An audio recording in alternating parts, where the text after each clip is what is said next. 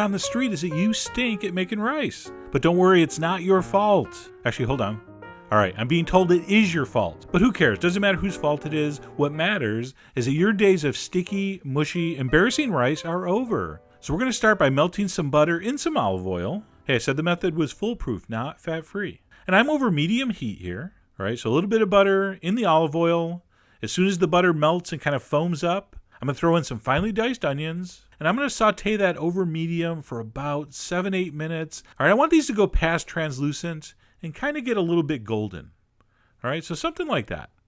All right, at that point, you can turn off the heat, set that aside, and it's time to measure out the rice into a deep 9x13 casserole dish. I'm using a beautiful California long grain rice. So I'm going to throw a couple cups of rice in the casserole dish, and then we're going to pour over our sauteed onions along with the butter and the olive oil, and we're going to give that a good mixing. One of the keys to this technique is that every one of those grains of rice is coated with that mixture. And later you're going to see that's going to result in every single grain being separate yet equally delicious.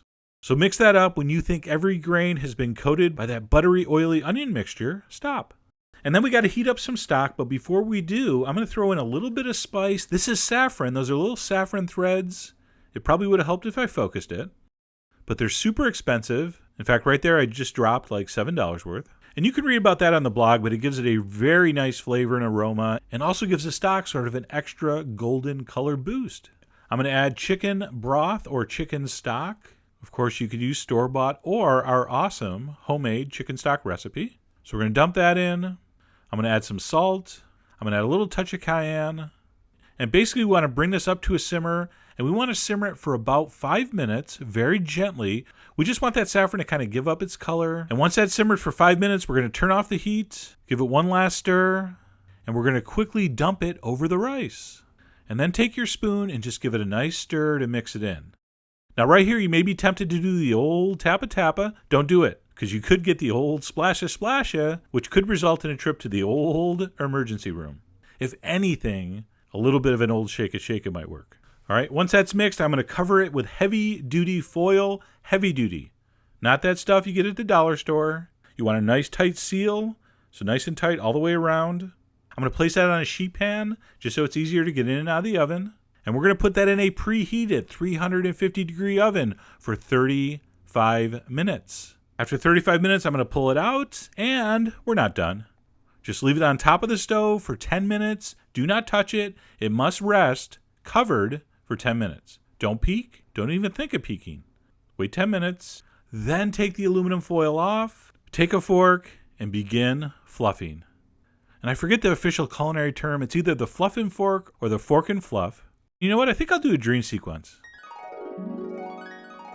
Actually, you know what? Change my mind. Never mind. Anyway, you're going to take the tip of your fork and just mix it up, mix it up. You're going to break up all the chunks. When you first start, you're going to be like, oh no, it all stuck together. But it didn't. As you fluff, every single grain of rice separates from the others, and you're left with this absolutely perfect dish of rice. None of your friends or family will believe you made this rice. If you can measure the rice in stock and set a timer, there's no way to screw this up. And after you've fluffed it and forked it to perfection, you could serve it like that. Totally fine. Looks awesome. Or a cool trick, you can kind of pack it into ramekins or other cup-like objects, and those grains of rice are so perfect, they will actually hold together, which looks really cool next to some entree that I did not have, which was a bummer because I was starving and this rice looks so good and I wanted like a hunk of meat next to it. But anyway, enough of my personal problems. I really hope you give this a try. Like I said,